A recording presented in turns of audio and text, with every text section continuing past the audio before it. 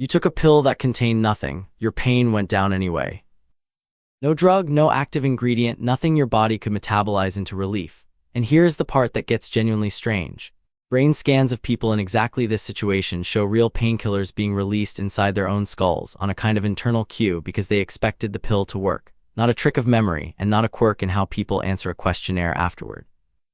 A real physiological event one researchers can now watch unfold in a living human brain while it happens.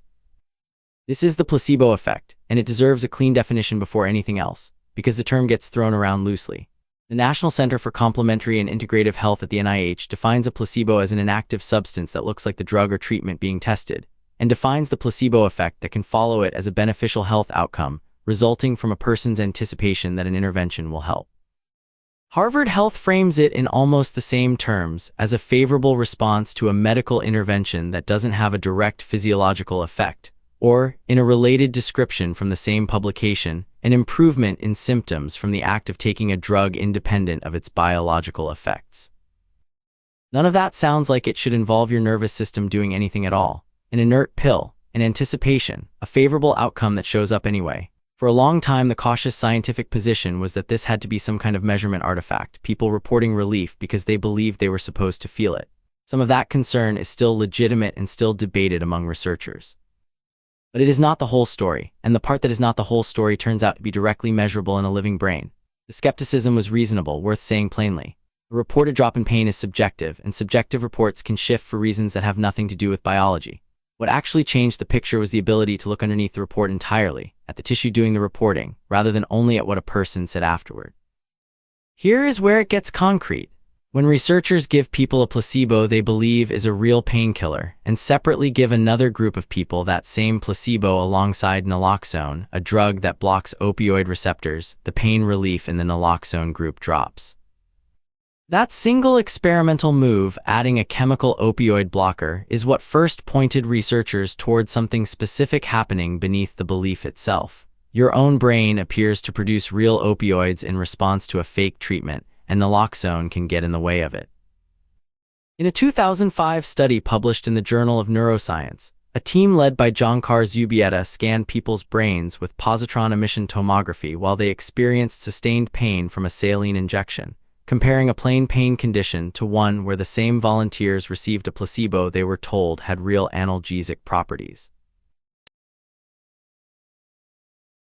Specifically to opioid receptors, letting researchers observe opioid activity directly instead of inferring it from behavior. Significantly higher activation showed up under the placebo condition, concentrated in the dorsolateral prefrontal cortex, the progenual and subgenual anterior cingulate cortex, the anterior insula, and the nucleus accumbens. In the anterior cingulate specifically, the amount of that opioid activation tracked directly with how much less pain and unpleasantness people actually reported afterward. A follow-up study published in Neuron in 2009, led by Falk Eipert, pushed the mechanism one level deeper, down into the brainstem. Combining functional MRI with naloxone, the researchers found that naloxone reduced both the behavioral pain relief from placebo and the underlying brain activity, specifically in the rostral anterior cingulate cortex and in a set of deeper structures long tied to pain control, the hypothalamus, the periaqueductal gray, and the rostral ventromedial medulla. Most tellingly, naloxone broke the working connection between the anterior intact had been predicting both the neural and the behavioral strength of the placebo effect. In plain terms, there is a real descending pain control circuit running from cortex down to brainstem. It uses your own opioid system as its chemical messenger, and expectation alone can switch it on. None of this is unique to pain either. In 2001, a study published in Science examined people with Parkinson's disease, a condition caused by the progressive loss of dopamine-producing neurons. Researchers gave patients a placebo injection and used PET imaging to track a radioactive tracer that competes with the brain's own dopamine for the same receptors, which lets a drop in tracer binding stand in for a real release of dopamine. The result? Substantial, measurable dopamine release in the striatum in direct response to the placebo, mediated through what the researchers describe as activation of the damaged nigrostriatal dopamine system, the very system Parkinson's disease itself is destroying. A brain already short on dopamine still produced a real, detectable surge of it, because a patient believed treatment had just been given. There's also a second, quieter route into all of this, distinct from conscious belief, and it matters because it changes what even counts as a placebo response in the first place. Research reviewing the neurobiology of the placebo effect draws a line between expectation, the belief that a treatment will work, and classical conditioning, learning through repeated association, the same basic mechanism Pavlov described. In one striking human demonstration researchers cite, the immune-suppressing drug cyclosporin was repeatedly paired with a distinctively flavored drink, and after enough repetitions, the flavored drink alone, with no drug in it at all, produced a real suppression of immune function. The same body and what conditioning can reach. Expectation affects things like pain and motor performance, but appears to have no effect on hormonal secretion, while conditioning can reach directly into exactly those unconscious physiological functions that expectation alone cannot touch. But plainly, belief is not the only door into your own physiology. A history of repeated association is a second one, and it does not require you to believe anything at all. So what is actually driving the release? Harvard Health describes the placebo effect as a complex neurobiological good neurotransmitters like endorphins and dopamine, to greater activity in certain brain regions linked to moods, emotional reactions, and self-awareness, and notes that people associate the ritual of taking medicine with a positive healing effect. A separate NIH publication, NIH News and Health, frames it even more directly. Our brains make many substances that can lessen pain, stress, anxiety, and other unpleasant feelings, and just expecting to feel better can cause the release of those substances.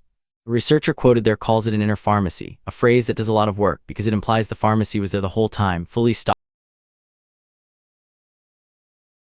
Here's the detail that breaks most people's assumptions about how any of this has to work. You might assume the placebo effect requires deception, that a patient has to be fooled into thinking an inert pill is real medicine before any of this can happen. A 2010 trial published in PLOS One, led by Ted Kapchuk, tested that assumption directly in patients with irritable bowel syndrome. One group received no treatment at all. The other group was handed a pill bottle labeled, in plain language, placebo pills, and told explicitly that the pills were made of an inert substance, like sugar pill. Improvement in IBS symptoms through mind-body self-healing processes. No trick, no hidden ingredient. The label said placebo, and patients confirmed afterward that they understood exactly that, most correctly guessing the pills contained something like sugar, flour, or calcium, or nothing identifiable at all. At the end of 3 weeks, 59% of the openly labeled placebo group reported adequate relief of their symptoms, compared with 35% in the untreated group, a large and statistically significant. These patients were never confused about what they were taking. They knew, and a meaningful share of them got real symptom relief anyway. That result matters because it quietly overturns the assumption most people carry into this subject without ever stating it, that a placebo effect is really just a polite word for being fooled. It is not. What seems to matter more than concealment is the ritual itself, the bottle, the schedule, 2 pills twice a day, a clinician explaining that this has helped other people, the ordinary architecture of being treated. Take away the lie but keep that architecture in was. None of this makes the placebo effect a substitute for medicine, and it is worth being precise about exactly where it stops working. NIH News and Health is direct on this point. It can help with pain, fatigue, depression, anxiety, or nausea, largely because those are symptoms the brain itself is deeply involved in producing and interpreting in the first place.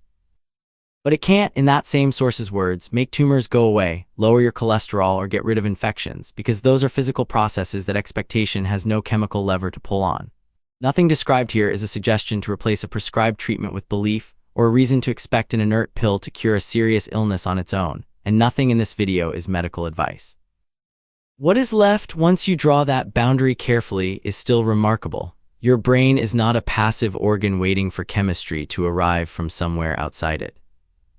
Under specific, now measured conditions, expectation alone can reach down through the cortex, through the brainstem, into the exact molecular systems a pharmaceutical would otherwise have to supply from the outside, and switch them on using nothing but a belief that they were about to be needed, or in some cases, using nothing but a history of association that never required belief at all.